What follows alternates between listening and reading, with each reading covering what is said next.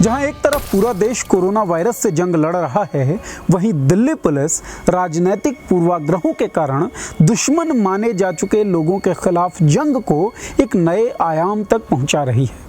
मीरान हैदर, सफूरा जरगार, मसरत जहां, गौहर गिलानी और उमर खालिद, ये वो नाम है जिन्हें एंटी टेरर लॉ के तहत या तो गिरफ्तार किया जा चुका है या फिर नामजद किया जा चुका है। इसमें से मसरत जहां और गौहर गिलानी, जो कि कश्मीरी जर्नलिस्ट हैं, उनको छोड़ दें तो बाकी सब पर दिल्ली में दंगा भड़काने का आरोप है। इसके अलावा भी कई सारे आरोप लगाए गए हैं। यहाँ एक बात समझने लायक है कि जिन लोगों को दिल्ली में दंगा भड़काने के आरोप में नामजद या गिरफ्तार किया गया है, दरअसल वो एंटी CAA प्रोटेस्ट के सबसे मुखर चेहरे रहे हैं। 14 दिसंबर को शाहीन बाग में नागरिकता संशोधन कानून के खिलाफ आंदोलन शुरू होता है।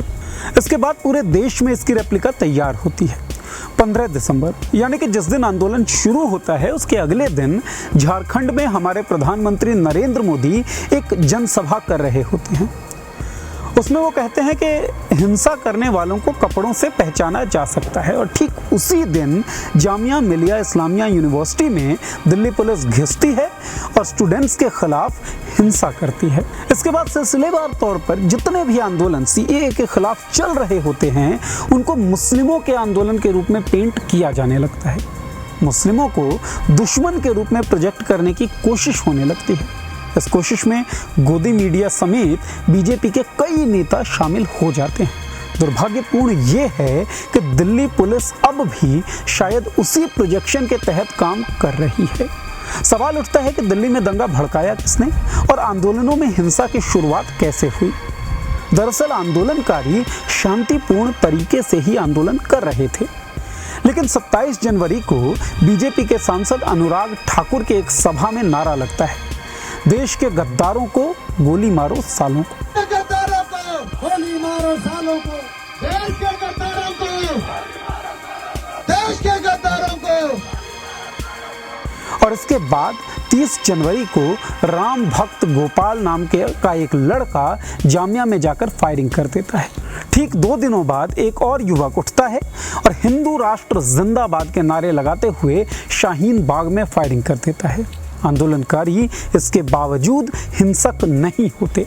उमर खालिद समेत तमाम वो चेहरे जो आंदोलनों में मुखर रहे, वो लगातार गांधी के सिद्धांतों का जिक्र करते रहे। हम हिंसा का जवाब हिंसा से नहीं देंगे, हम नफरत का जवाब नफरत से नहीं देंगे।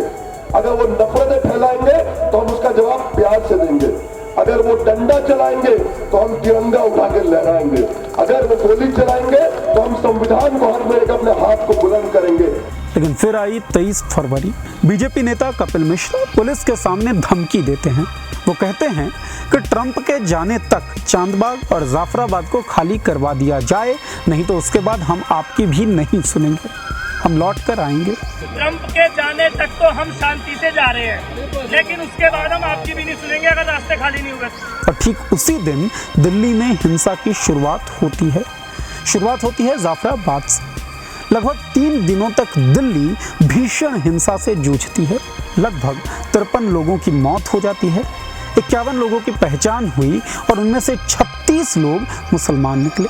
लेकिन दिल्ली पुलिस उन पर कोई भी कार्रवाई नहीं कर रही है, जिनके बयानों से स्पष्ट तौर पर दिल्ली की हिंसा भड़की।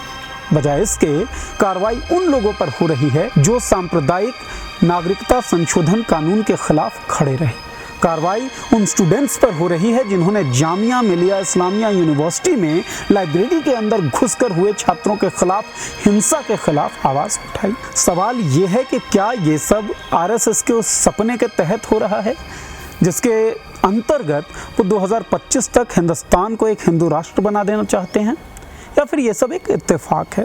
सवाल ये भी उठता है कि क्या संविधान में उल्लिखित अधिकारों की मांग करना भी देशद्रोह हो गया है? इनके जवाब टटोलिएगा। देखते रहिए मॉलिटिक्स। सब्सक्राइब करिए हमारा चैनल। अगर फेसबुक पर देख रहे हैं तो लाइक करिए हमारा पेज। शुक्रिया। आपका मुद्दा बनेगा देश का मुद्दा।